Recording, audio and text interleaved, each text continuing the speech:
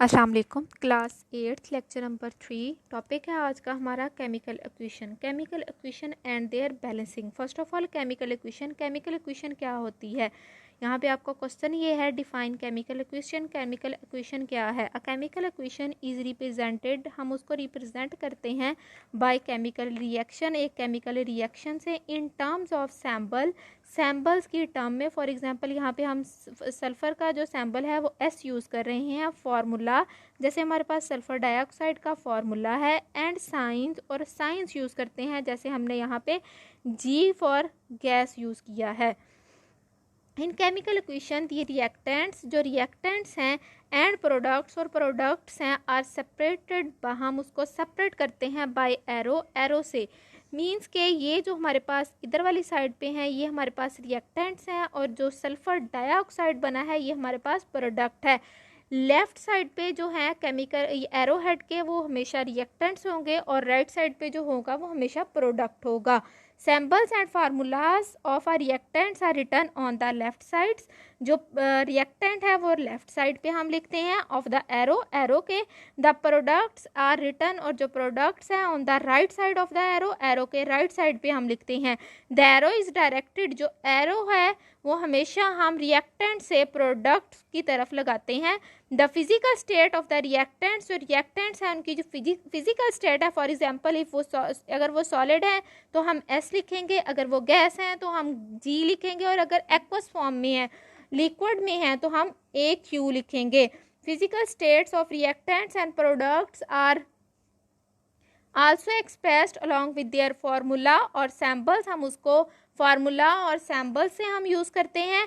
For example s for solid, g for gas, a q for liquid, which stands for solids, liquids and aqueous state respectively. For example, the chemical equation represents the reaction of sulfur with oxygen, sulphur और oxygen state to form a sulphur dioxide, और जो बनता है वो क्या है, sulphur dioxide है। तो यहाँ से लेके आपका यहाँ तक फर्स्ट क्वेश्चन है कि डिफाइन केमिकल इक्वेशन, और ये उसकी एग्जांपल है। केमिकल इक्वेशन रिटन अबाव, जो ऊपर लिखी गई केमिकल इक्वेशन है, that sulphur and it's solid state react with oxygen, वो ऑक्सीजन के साथ रिएक्ट कर रहा है। The product of the reaction, जो इसकी प्रोडक्ट है वो हमारे पास सल्फर डाइऑक्साइड है। सल्फर ने ऑक्सीजन के साथ रिएक्ट किया है और जो बना है वो सल्फर डाइऑक्साइड है। The sign s and g indicates that physical states of the reactants and products, जो सल्फर के साथ एस है इट्स मीन के वो सॉलिड स्टेट में है, ऑक्सीजन के साथ जो जी है इट्स मीन के वो गैस है, एंड देन सल्फर डाइऑक्साइड जो है वो एक गैस है।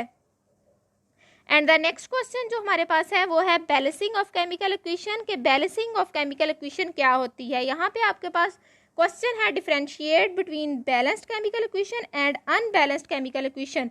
तो balance, first of all balanced chemical equation वो इक्वेशन होती है जिसमें number of the reactants are the equal to the number of products, reactants और प्रोडक्ट साइड्स पे नंबर ऑफ एटम्स जो हैं वो इक्वल हों, उसको हम बैलेंस्ड केमिकल इक्वेशन कहते हैं।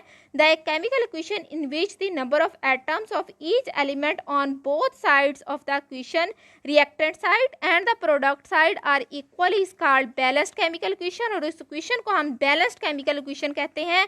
For example the chemical equation shown above is balanced chemical equation, जो ऊपर दी गई केमिकल इक्वेशन है वो क्या है, हमारे पास बैलेंस्ड है। और यहाँ पे भी अगर हम देखें, हाइड्रोजन का हमारे पास एक HCl में है और एक हमारे पास NaOH, means 2 atom of hydrogen है। और अगर हम प्रोडक्ट में देखें तो H2O 2 एटम ऑफ हाइड्रोजन है, एंड Cl सिंगल एटम है, मीन्स यहाँ पे 1 है, और प्रोडक्ट में NaCl में भी सिंगल Cl है। और सोडियम को अगर हम देखें तो यहाँ पे सोडियम का भी सिंगल एटम है, और प्रोडक्ट में अगर हम देखें तो प्रोडक्ट में भी हमारे पास Na सिंगल एटम है। It's mean number of reactants of the equal to the number of products, के जितने एटम हमारे पास रिएक्टेंट्स में हैं उतने ही प्रोडक्ट्स में हैं। And next one is the हमारे पास अनबैलेंस्ड केमिकल इक्वेशन। तो अनबैलेंस्ड केमिकल इक्वेशन क्या है, the equation in which the number of atoms of each element on both sides of equation, reactant sides and product sides are not equal, वो नहीं equal, is called unbalanced chemical equation, और उस equation को हम unbalanced chemical equation कहते हैं। For example हमारे पास एक एग्जांपल है यहाँ पे, द केमिकल इक्वेशन ब्लो जो दी गई है, फॉर एग्जांपल H2 हाइड्रोजन के 2 एटम हैं और यहाँ पे प्रोडक्ट में हमारे पास हाइड्रोजन का सिंगल एटम है, और यहाँ पे Cl2 2 एटम है और प्रोडक्ट में हमारे पास Cl सिंगल एटम है। इट्स मीन ये जो इक्वेशन है ये अनबैलेंस्ड है। तो आपका क्वेश्चन जो यहाँ पे बनता है differentiate between balanced and unbalanced chemical equation, वो यहाँ से लेके यहाँ तक है।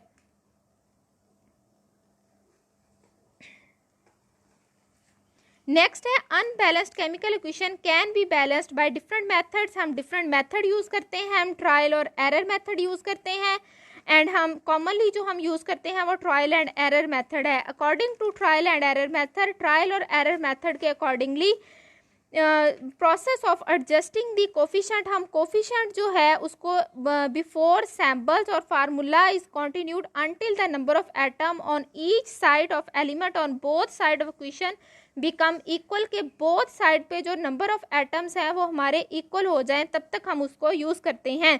एंड फर्स्ट जो इसका है the working rule of balanced chemical equation are following, नीचे दिए गए हैं। और यहाँ पे आपका क्वेश्चन जो है वो ये है, write down the rules of trial and error method. Trial और एरर मेथड के आपने रूल्स लिखने हैं, तो वो ये है। फर्स्ट रूल हमारा है right the unbalanced chemical equation, आपने एक अनबैलेंस्ड केमिकल इक्वेशन लिखनी है।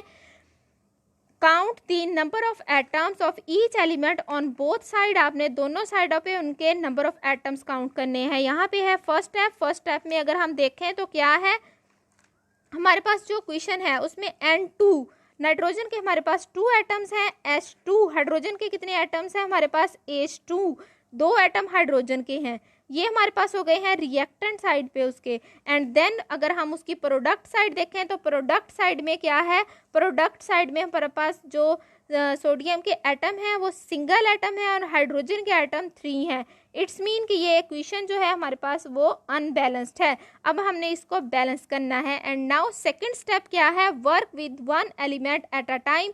हमने एट अ टाइम, एक टाइम में एक ही एलिमेंट के साथ वर्क करना है। First of all we work with the nitrogen, हमने नाइट्रोजन के साथ वर्क करना है। हम नाइट्रोजन के साथ वर्क करेंगे तो क्या है, N2 2 एटम है, तो हम इसके साथ इधर हम ऐड कर देंगे 2, हम उसके सूटेबल सब्स्टिट्यूट ऐड करेंगे। थर्ड अगर हम यहाँ से ये रीड आउट करें, मल्टीप्लाई द सैम्पल और formula with suitable integers on that side of the equation where the number of atom of a particular element is less, and try to balance this element on both sides of the equation and start multiply with relatively small number, के हमने small number से start करना है। तो यहाँ अगर हम देखें तो हमारे पास प्रोडक्ट साइड पे जो है वो हमने N का सिंगल एटम है और हमारे पास रिएक्टेंट साइड पे इसके N2 हैं, 2 एटम्स हैं।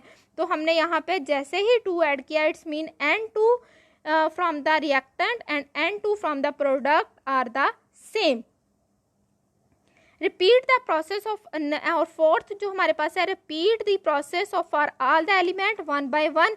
अब हमने हाइड्रोजन देखना है। अगर हम हाइड्रोजन को देखें तो हाइड्रोजन के हमारे पास कितने एटम्स हैं, स्टेप 3। स्टेप नाउ हमने देखना है कि हाइड्रोजन के हमारे पास कितने एटम है। हाइड्रोजन के हमारे पास यहाँ पे रिएक्टेंट साइड पे जो है वो हमारे पास 2 एटम है और प्रोडक्ट साइड पे हमारे पास अब ये 6 एटम्स हो गए हैं। तो हम क्या करेंगे, हम ये करेंगे कि हम रिएक्टेंट साइड पे भी 3 ऐड कर देंगे।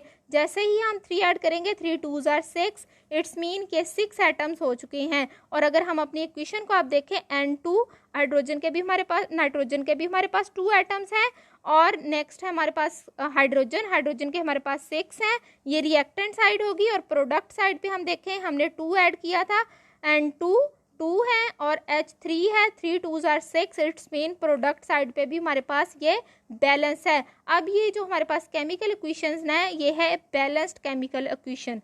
अब जो आपने ये किया, इसका आपके पास टास्क क्या है, आपने हमारे पास example number 2, example number 3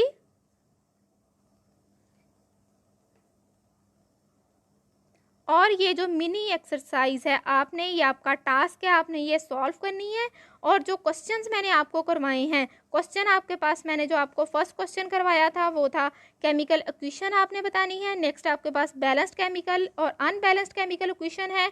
next जो है वो आपके पास हिट एंड ट्रायल मेथड के जो हैं आपके पास स्टेप्स हैं, उनको आपने लिखना है। और नेक्स्ट पेज पे आपके पास जो है वो आपने एग्जाम्पल नंबर 2, एग्जाम्पल नंबर 3 और नेक्स्ट पेज पे पेज नंबर 68 पे जो है वो आपने मिनी एक्सरसाइज की आपने सॉल्व करनी है। Thank you.